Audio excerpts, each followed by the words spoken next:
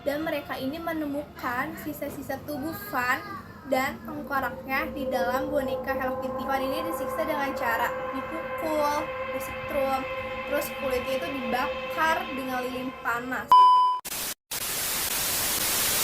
Assalamualaikum warahmatullahi wabarakatuh. Halo semuanya, perkenalkan nama saya Siftina Guntari dari kelas 11 S11. So, hari ini saya akan menceritakan konflik kasus yang saya ambil, yaitu kasus yang berjudul The Hello Kitty Murder. Nah guys, kasus The Hello Kitty Murder ini sangat viral banget pada bulan Mei 1999 yang berlokasikan di Hong Kong. Dalam kasus ini ada satu korban dan 3 orang pelaku, yaitu Van Mei, 23 tahun sebagai korban, dan Leung Shin-cho, Leung Wai-lun, dan Chan itu sebagai pelaku. Nah guys, kita bakalan ungkit kronologinya terlebih dahulu.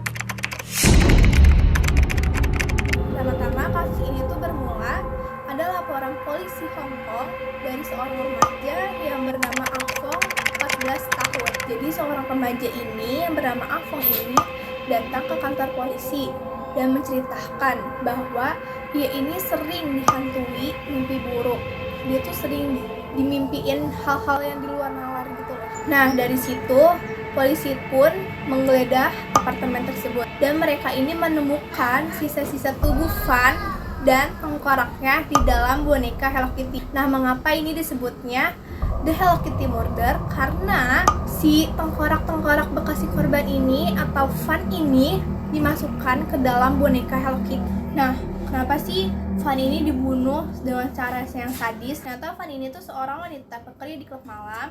Nah, si Van ini tuh diculik oleh 3 orang pria yang sebagai pelaku tersebut. Setelah ketahuan, si Van ini tuh mencuri uang dari salah satu pelaku tersebut. Dan Van ini tuh dibawa ke sebuah apartemen daerah Simsatsui. Di apartemen tersebut ini, si Van ini disiksa oleh 3 orang pelaku yang tadi. Van ini disiksa lebih dari sebulan dengan cara tidak manusiawi. Nah, si Van ini kan disiksa dengan cara yang tidak manusiawi.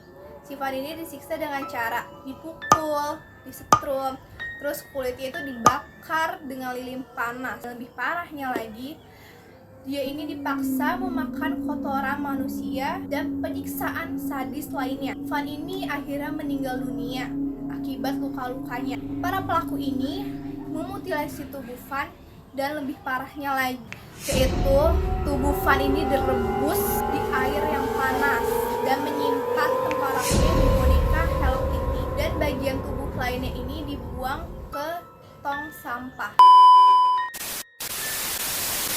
Ketiga pelaku akhirnya ditangkap dan dijatuhi hukuman penjara seumur hidup.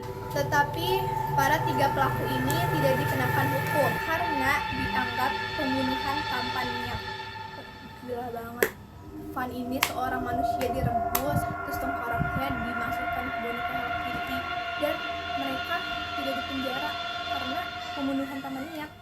Itu menurut aku gila banget sih. Upaya penyelesaian dari konflik tersebut dari kasus yang saya ambil, yaitu media masyarakat harus semakin aktif dalam mengawasi kasus-kasus kekerasan agar tidak terulang lagi kasus yang serupa. Yang kedua ini memicu kesadaran lebih tinggi tentang eksploitasi dan kekerasan terhadap perempuan. Dari kasus tersebut kita bisa ambil teori sosiologinya, yaitu yang pertama teori konflik dominasi, di mana teori konflik dominasi ini kekerasan sering digunakan oleh kelompok dominan untuk mempertahankan kekuasaan dan mengendalikan orang lain. Yang kedua ada teori konflik eksploitasi.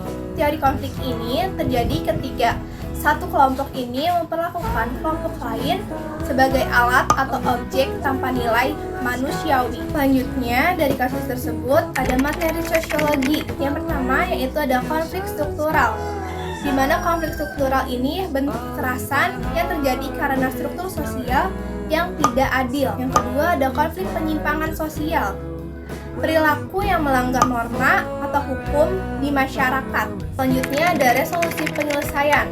Penyelesaian ini melalui hukum dan sistem peradilan.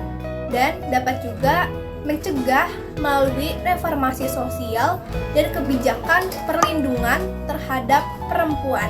Dan yang terakhir yang bisa saya simpulkan dari kasus ini, kasus The Hello Kitty Murder ini tuh masalah sosial yang lebih luas seperti kemiskinan, eksploitasi, budaya kekerasan, dan kelemahan sistem hukum.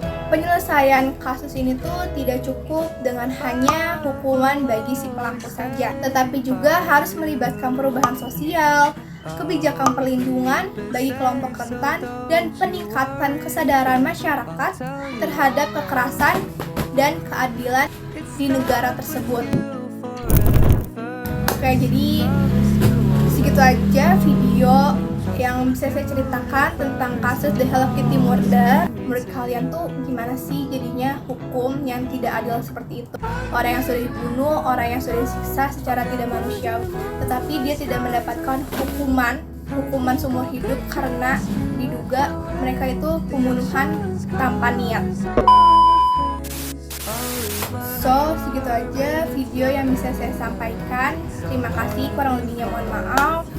Wassalamualaikum warahmatullahi wabarakatuh.